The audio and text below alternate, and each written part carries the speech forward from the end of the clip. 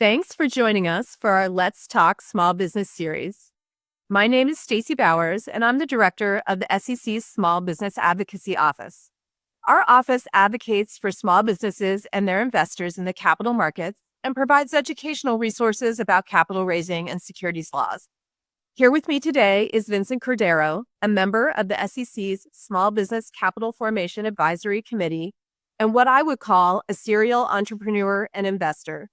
Vincent, before I have you introduce yourself, I need to give the SEC's standard disclaimer that everything I say today is on my own behalf from my position as Director of the Office of the Advocate for Small Business Capital Formation and does not necessarily reflect the views of the Commission, the Commissioners, or my colleagues on the staff.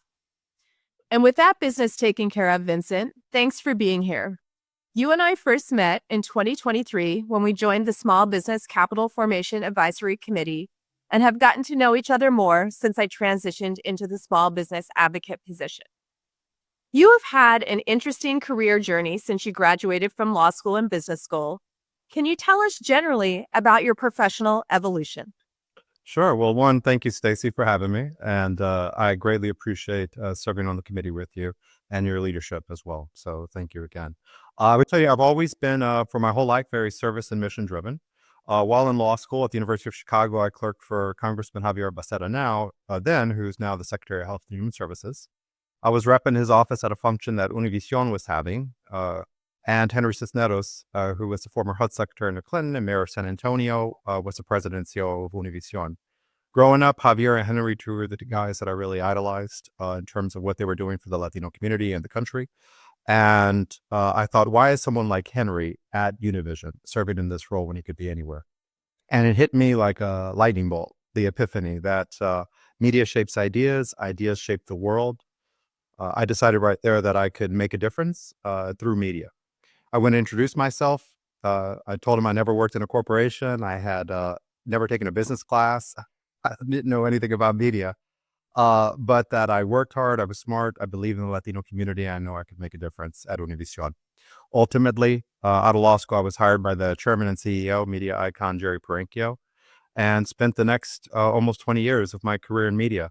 Corporately, M&A, biz dev, sales and ops at Univision for 5 years, then becoming the youngest general manager in Chicago TV history at Univision, then getting recruited by the chairman of Fox Sports, David Hill, to run sports networks in the U.S., and then getting recruited by the worldwide chief revenue officer, Warner Media, to run their biggest international business, HBO Latin America.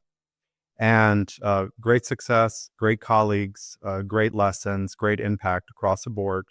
And as I was getting a little more senior through the course of my career, different revelations started coming. One was that how could I create more change? How could I create multi-generational wealth? I had always generated great impact for the businesses I worked at, but thought, how could I do something even more transformational? And that's where I had the second epiphany, which is the place where I can create future-looking multi-generational wealth and create catalytic impact at scale was in the venture marketplace. And essentially, that's what I did. I knew I needed right there to start making long-term investments in phenomenal founders with paradigm-shifting visions. And that's what I do today, make conviction bets on breakthrough tech that elevates humanity, also enhances the world and advances our American interests and security. Great. Thanks for telling us about your journey. It's incredible to me to hear your path. And I know our listeners are going to love learning all of that. All right, so we're going to switch gears just a little bit, and we're going to do sort of a couple of lightning round questions, for lack of a better way to say them.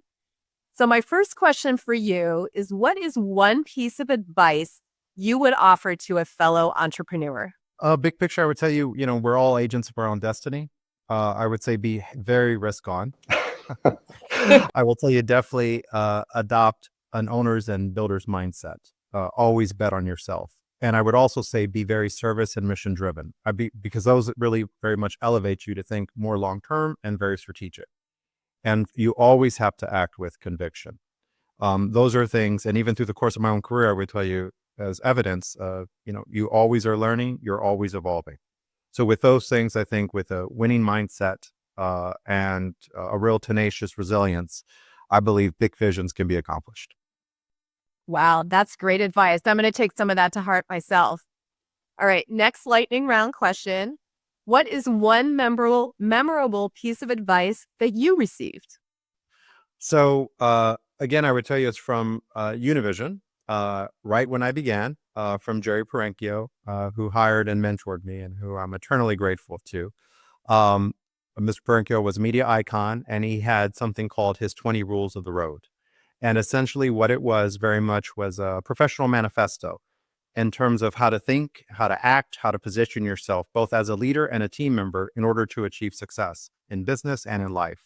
Some of the lessons were always suit up like you're in Yankee Stadium, always hire people smarter and better than you. And then, funny enough, always stay clear of the press. It fades your suit. So I probably shouldn't be doing this interview.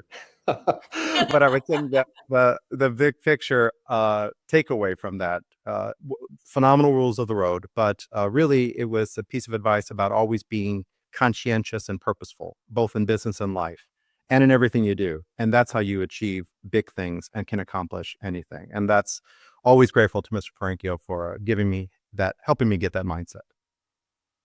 Thanks for sharing that. It sounds like you still take it to heart today, which is great. It tells you how important it was. Always. Okay, last question, and we like to wrap up on a fun note. And so I'm going to ask you, what did you want to be when you grew up? Actually, I wanted to be Jay Gatsby from The Great Gatsby. I wanted, I fell in love with the book, and I fell in love with the movie, the original with Robert Redford.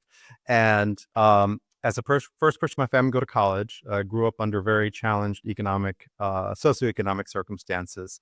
This whole idea of being an agent of your own destiny, being able to redefine yourself, being able to redefine the world, all of that was very much born through the pages of reading The Great Gatsby. Not to mention, I wore a three-piece suit for almost 20 years because of Robert Redford. So I have great thanks to Robert Redford and great thanks to F. Scott Fitzgerald. Fantastic. Thanks for giving us some personal insight into you. Well, thanks again for joining us today. It's been great to sit down, chat with you, learn more about you and your career journey. And before we wrap up, I'm going to put in a final plug for our listeners to check out our office's resources. And you can find those at sec.gov/resources-small-business, or even easier, click on small businesses in the top right-hand corner of the SEC's homepage. Also from that page, you can sign up to receive occasional email updates from us, so you'll be in the know about new resources or upcoming events. And if you have any ideas or questions, reach out to our office at smallbusiness@sec.gov. And that's a wrap. Thanks again for being with us today. Thank you, Stacey.